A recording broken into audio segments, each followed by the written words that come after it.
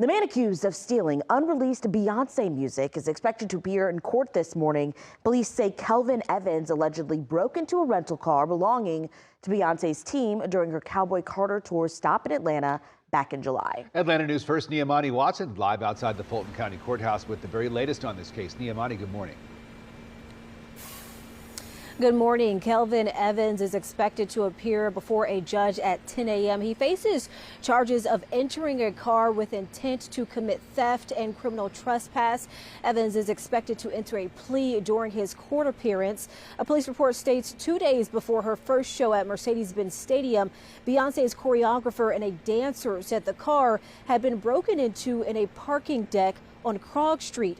Evans allegedly stole several items, including 5 jump drives containing Beyoncé's unreleased music, show plans, and a MacBook Pro.